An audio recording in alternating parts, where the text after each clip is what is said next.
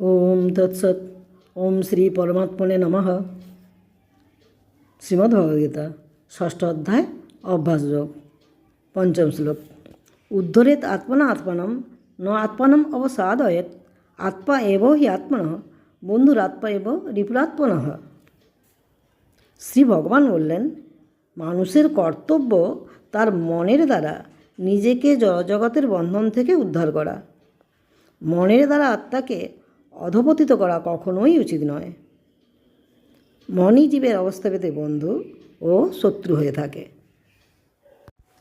ষষ্ঠ শ্লোক। বন্ধু আত্মা আত্মনস্তস্য ইয়েন আত্মা এব আত্মনা জিতঃ অনাত্মনঃ তু শত্রুত্বে বর্তেত আত্মা এব শত্রুবৎ।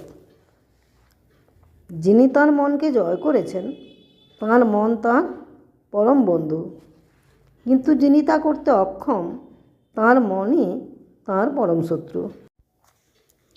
মাহাত্ম্য 23 নম্বর শ্লোক। গীতাধীতা চ ইয়েনাপি ভক্তিভাবেন চেতসা বেদশাস্ত্র পুরাণানি তনাদিতানি সর্বসহ।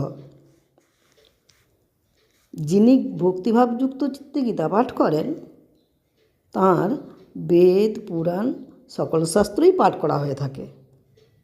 ওম তৎসৎ। ওম নমো ইতি।